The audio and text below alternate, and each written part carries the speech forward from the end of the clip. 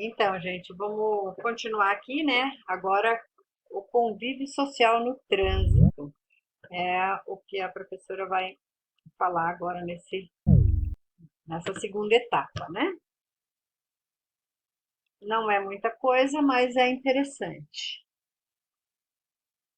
Então, o indivíduo, o grupo e a sociedade. Um indivíduo é a soma de qualidades genéticas e adquiridas. Então, assim, o indivíduo é a soma de tudo aquilo que ele, né, herdou do pai e da mãe, dos avós, e as qualidades adquiridas durante a vida, né? Ou seja, ele é formado pelas características herdadas e as adquiridas no decorrer da existência. Já o grupo social são as demais pessoas com quem convivemos e estabelecemos contato.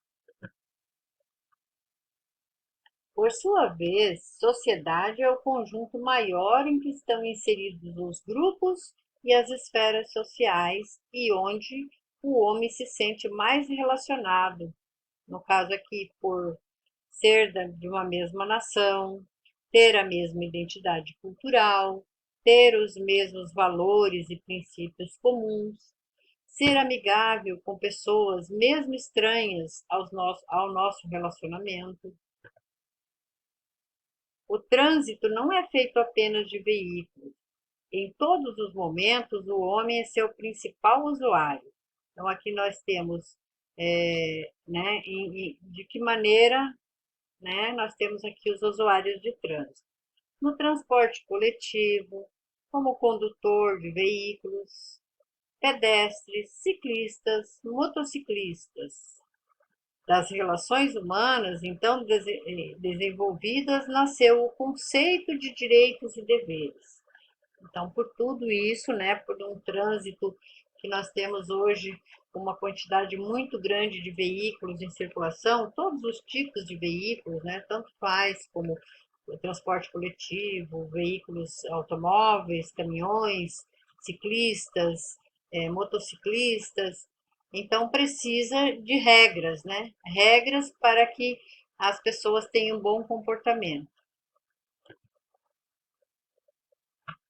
São direitos, né? Direitos no trânsito, né?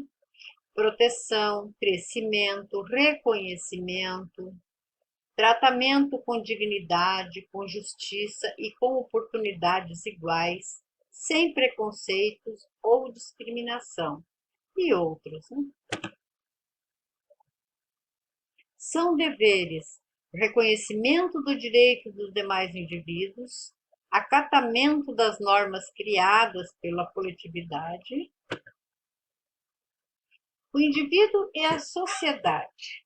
A vida em sociedade proporciona ao indivíduo benefícios que talvez não encontraria na individualidade. O homem é incapaz de produzir tudo o que necessita. Portanto, ele precisa produzir bens ou serviços para trocar pelo que necessitar ou desejar. A vida em sociedade também pressiona o indivíduo sobre a qual ele tem pouco ou nenhum domínio. Então, assim, né? A vida em sociedade, na verdade, é uma troca, né? Alguns produzem algumas coisas da necessidade de todos e outros produzem outras. Então, é, passa a ser, na verdade, uma troca. Né? Por isso, nós não vivemos sozinhos. Dependemos sempre uns dos outros. As diferenças individuais. Os acontecimentos são vistos, sentidos e interpretados de maneira diferente por cada indivíduo, seja por uma questão de formação de vivência, de personalidade ou de cultura. As diferenças de um indivíduo para outro são marcas registradas de cada um, assim como a impressão digital. Isso vale para o caso de uma autoanálise e para a maneira como os outros analisam. Relacionamento interpessoal. A sociedade moderna encontra no relacionamento interpessoal o seu impulso necessário. A posição social e a qualidade de vida de um indivíduo ligam-se diretamente à qualidade de relacionamentos e à capacidade de mantê-los. Cidadania. O desenvolvimento de uma consciência social ainda engatinha no Brasil. Há pouca consciência de que, enquanto cidadãos, somos membros de uma nação e cada um tem a possibilidade de cobrar do Estado as necessidades que nossa comunidade possui. O exercício da reivindicação por melhores condições de vida passa, com lentidão, pela consciência social, pela compreensão dos interesses comuns, que depende do desenvolvimento de uma capacidade crítica e de maturidade política. Em nosso cotidiano, demonstramos pouco senso comunitário. Assembleias de condomínio sempre vazias, filas desrespeitadas, sinais vermelhos ultrapassados, telefones depredados. Né? São pequenas questões que nos mostram a imaturidade política de um povo e a falta de respeito pelos semelhantes.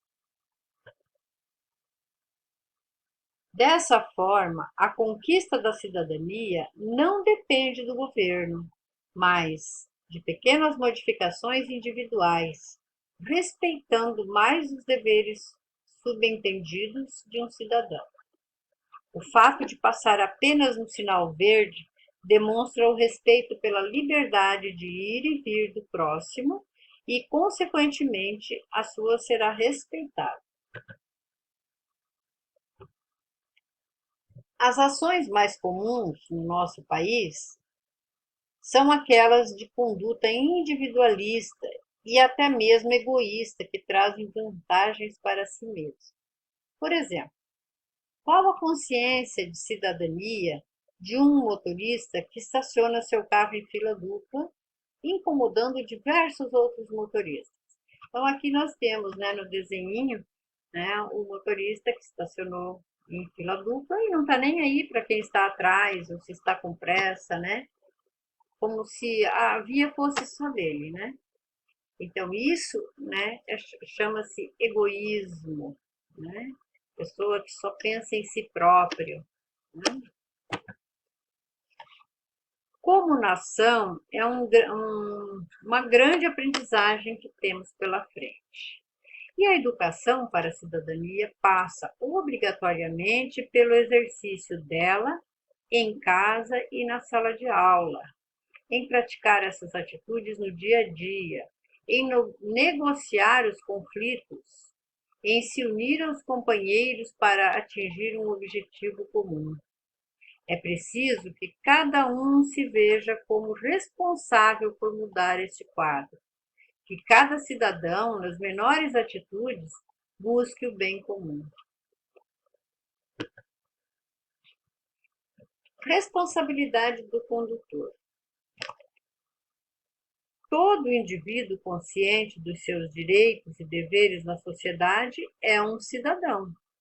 Esses direitos e deveres são determinados pelos códigos e principalmente pelas leis. Princípios de um bom condutor.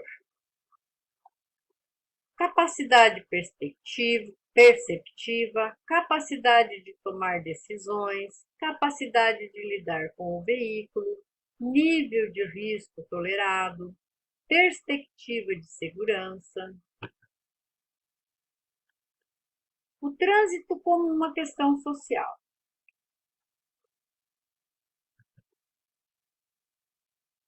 O trânsito não pode ser entendido distante da realidade histórica, política e social em que vivemos. Ele deve ser entendido como uma manifestação cultural dos valores de uma determinada sociedade perante o mundo. O trânsito é como um espelho que reflete diária e continuamente os conflitos existentes na nossa sociedade, a competição, a falta de educação, a diferença de classes, o consumismo, a ausência de solidariedade, a pouca consciência social e a cidadania, e o pouco senso comunitário. O que é de todos, público, né? Parece ser de ninguém. Aqui nós temos a imagem de um telefone depredado, né? Destruído, né? Isso a gente chama de vandalismo, né? As pessoas não compreendem que esse aparelho ele não pertence a uma só pessoa, ele pertence a todos, né? Todas as pessoas precisavam, né? Hoje em dia já está mais, o pessoal já tem celular, já não é mais tão dependente do telefone público. Mas antigamente as pessoas precisavam muito desse objeto. E, né, as pessoas que não têm nenhuma responsabilidade depredavam, né, destruíam, como se não fosse importante, não fosse ele que estivesse pagando o telefone, né? Na verdade, nós que pagamos, né, gente? Todas as benfeitorias, né, dentro do nosso município é do nosso bolso, somos nós que pagamos. Então, tem que se preservar. O mundo público não é visto como meu, é como uma terra de ninguém, onde não há leis ou regras. No espaço público, tudo pode, tudo é permitido. Daí, nos centros urbanos, os problemas de vandalismo, milhares de telefones públicos são destruídos mensalmente, placas de trânsito se transformam em tiro ao alvo ou são simplesmente roubadas, cones usados pela polícia para orientação do tráfego nas pistas são roubados, né? E outras situações aí, né, que acontecem, que destroem, que é público, que é nosso, mas que os vândalos, né, não, não respeitam, né? Desta forma, o comportamento adequado no trânsito seria a percepção que o mundo público é de todos. E o nosso dever nos espaços públicos é respeitar os direitos de todos e observar os nossos deveres. Se todos no trânsito tivessem esta concepção responsável, haveria maior segurança em transitar, em todos os sentidos, né, gente? Cultura da impunidade. A cultura da impunidade no nosso país prevê que os direitos e deveres são desiguais, dependendo das relações privadas das pessoas. A fraqueza da lei social traz como reflexo imediato a cultura do individualismo, de levar vantagem em tudo, do você sabe com quem está falando, do jeitinho brasileiro, do agrado, da cultura da malandragem. Isto gera grandes problemas em relação ao universalismo das regras e leis, já que no nosso país o universal é particular, isto é, o universo dos parentes, amigos e compadres, onde, com certeza, a lei é desigual para todos. Toda multa se transforma em injustiça. Toda reprovação se transforma em perseguição aos olhos do infrator e do reprovado. Então, quer dizer, as pessoas são multadas, daí, no caso dela, é uma injustiça, né? Ela não cometeu nenhum erro, está sendo injustiçada, né? Tais fenômenos refletem uma visão de mundo da nossa sociedade, competitiva, individualista, egocêntrica, hierarquizada, onde, na convivência com os outros, temos somente direitos e não deveres. Temos necessidade de distinção por nos sentirmos melhores que eles. A cultura do veículo ou a obsessão pelo automóvel. O automóvel não é somente um utilitário que nos leva aonde queremos. Muitas vezes, nas análises feitas em relação ao trânsito, tendemos a esquecer a ligação de amor ou até de veneração que existe entre o homem e sua máquina. A partir do surgimento dos primeiros automóveis, iniciou-se a universalização do sonho de mobilidade e da velocidade.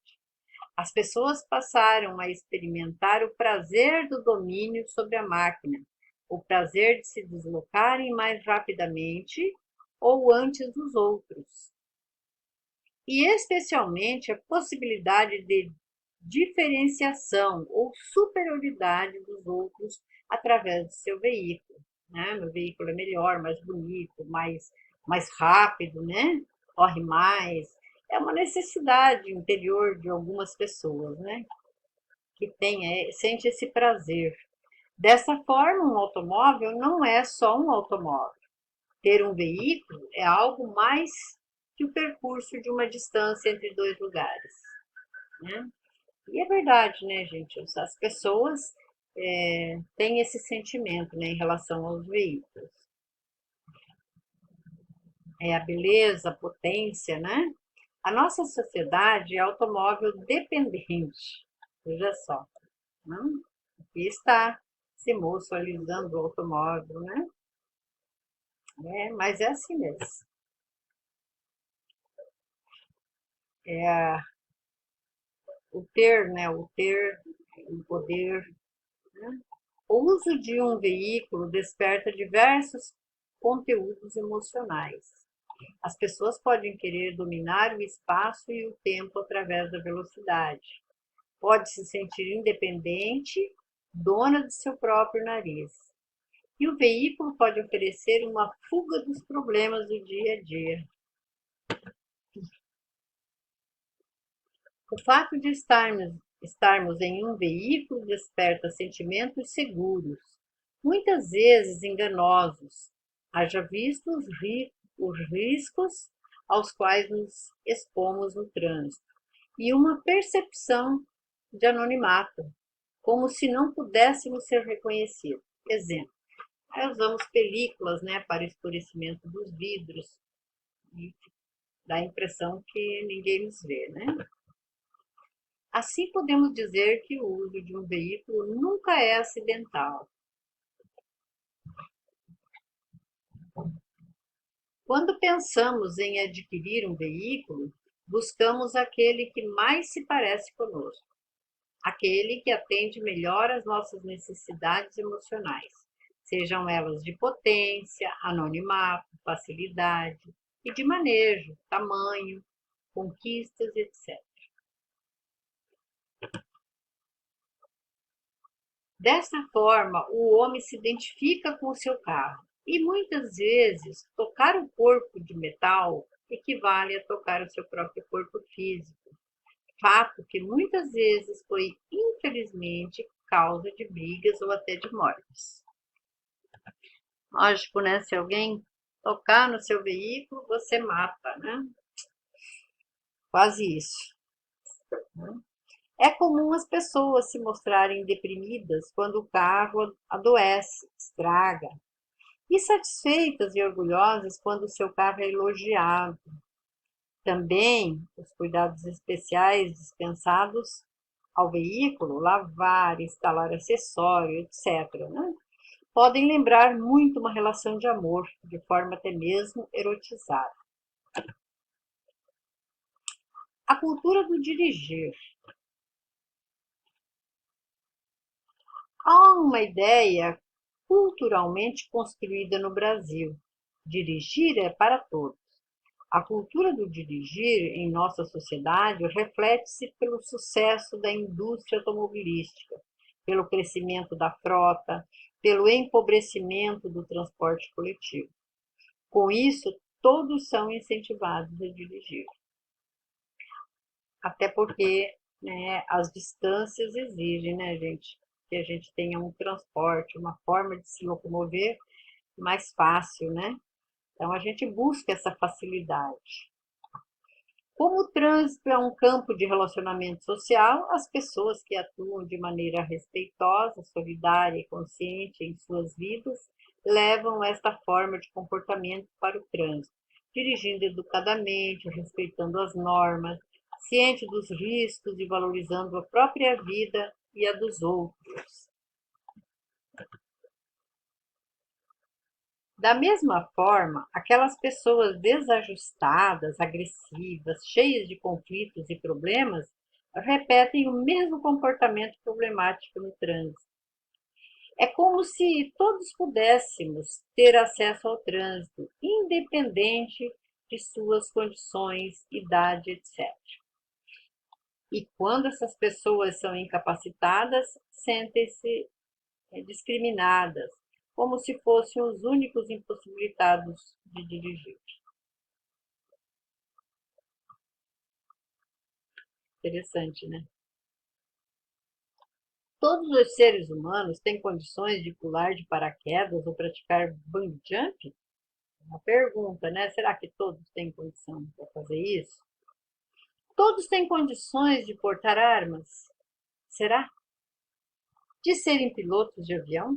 Todas as pessoas podem ser pilotos de avião? Claro que a resposta é não, né? Cada um tem a sua característica e é por isso que, né, mesmo em profissões, né, nas profissões, as pessoas escolhem diferentes por causa da sua personalidade, da sua característica, né? Há pessoas que não apresentam condições para lidar com situações perigosas e estressantes, desorganizando-se e não cumprindo a tarefa. Há pessoas de todo tipo, né, gente? Com o trânsito não é diferente. O perigo está em cada esquina.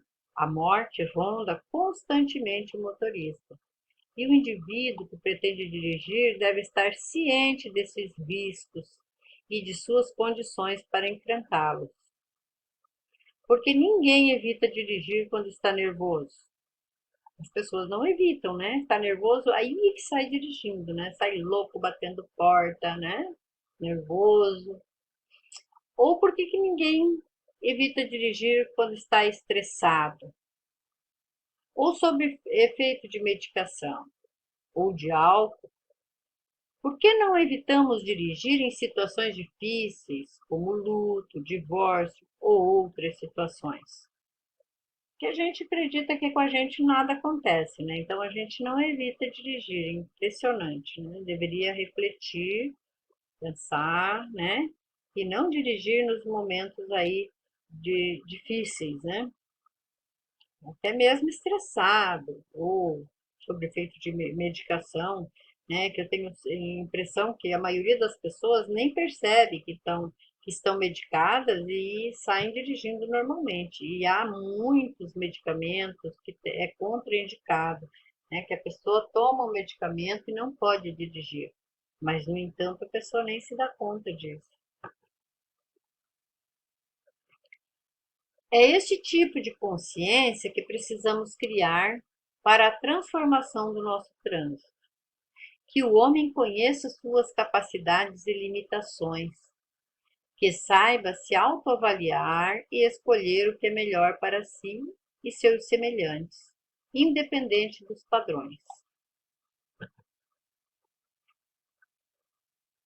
A cultura da violência.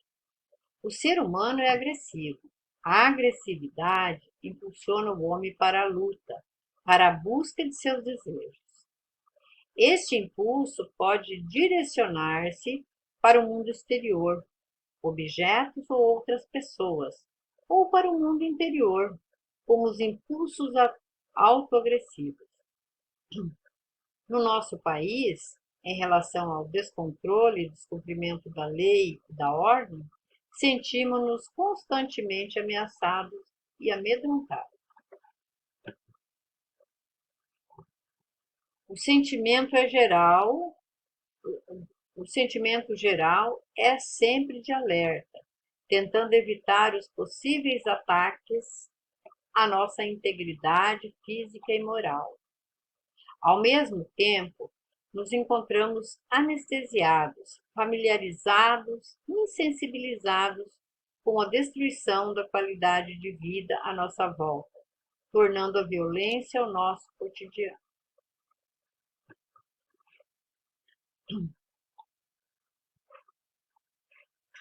Como já pontuamos, o trânsito só pode ser entendido como um reflexo da cultura instalada em uma determinada sociedade. Assim, o nosso trânsito é violento, porque a nossa sociedade é violenta. O desrespeito pelo próximo, a competição e a falta de solidariedade trazemos de casa. Aprendemos isso ainda muito jovens. Não são todos os países, né, gente? No Brasil ainda estamos engatinhando aí nessa questão, né, de educação, né? Não tá fácil. Quanto mais a gente luta, parece que se torna cada vez mais difícil, né? Os filhos estão sendo criados de maneira assim a não sei o que será né, o amanhã. A melhor solução não é brigar, mas conversar. Cada pessoa dirige como é e como vive, e as mudanças possíveis nessa área passam inicialmente pelas posturas individuais, pelos valores transmitidos por cada geração e principalmente pelo desejo social de construir um trânsito melhor, menos violento e mais humano. Então terminamos aí essa parte, né, gente? Agora a professora vai passar um vídeo.